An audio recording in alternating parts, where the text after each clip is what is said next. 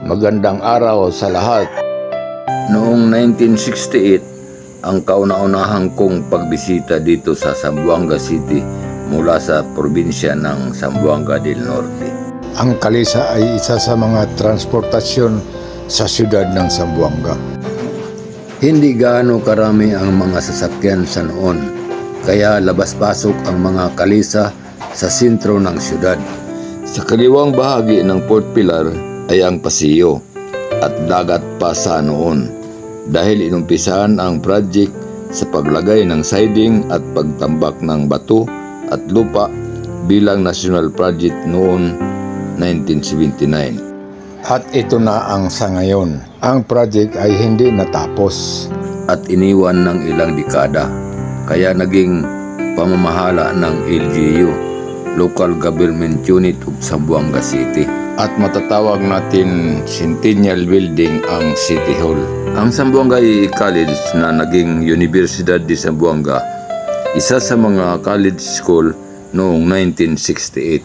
At ang Southern City College, Normal College at naging Western Mindanao State University. At Ateneo de Zamboanga, naging Ateneo de Zamboanga University. School College of Fisheries, naging Zamboanga School College Marine Science and Technology. Zamboanga School Art and Trade, naging Zamboanga Peninsula Polytechnic State University. Dadako naman tayo sa sentro ng siyudad, sa Guardia Nacional at sa ngayon, Mayor Cesar C. Climaco Avenue.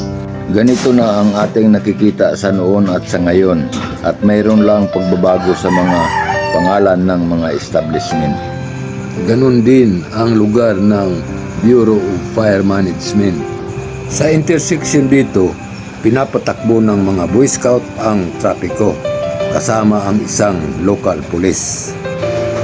Ang mga kilalang basar sa noon at sa ngayon, mayroon pa tayong nakikita.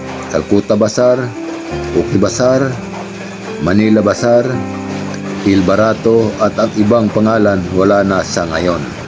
Maliban sa Lizar Park, mayroon pang dalawang park ang sentro ng siyudad, ang Plaza Pershing at pinapabuti pa sa ngayon, at Sangking Garden sa likod ng PNB, Philippine National Bank. At iikot naman tayo sa tatlong hospital sa noon, at ikaapat ang military hospital na nasa loob ng SATCOM o Wismingcom sa ngayon. At pasyalan naman natin ang mga lugar ng sinihan noon at sa ngayon wala na. Melody Cinema, Rizal Theater naging Avalon, Nation Theater naging Novo Establishment, at may kalumaan na ang Viva Cinema Building kaya hindi na ginagamit. Ganun din ang building ng City Theater. Dito naman ang Plaza Theater, magkatabi sa Ideal Theater, at ang building wala na. Ganun din ang Ever Theater. At sa Pilar Street naman ang Mansion Theater. At dadako naman tayo sa tourist spot destination, yung kaya lang nating puntahan mag-isa na naka-single motorcycle.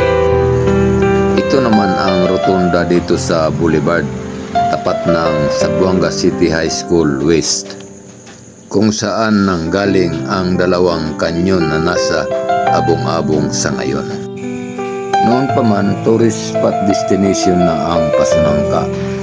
Mayroon itong para sa mga Boys and Girl Scout school activities, ang tree house at mga swimming pools, at affordable ang entrance, pangmasa kung sabihin. Ganon din ang Port Pilar Shrine Centennial Tourist Spot, maging sa loob dahil nandoon ang museum. Makikita natin ang dating pintuan ng Pantalan. At sa ngayon nandoon na sa Boulevard. Ito naman ang Gate 1 ng Pantalan. Dito pumapasok ang mga sasakyan at lalabas. May guard na nagpapatupad ng palisiya ng opisina. Ito naman ang Gate 2. ng pantalan. Mga tao lang ang pwedeng pumasok at walang sasakyan. Makikita naman natin ang pagbabago ng Zamboanga City, mga project through local government unit budget. Dito ang papasok sa Navarro Street at lalabas sa San Jose Road.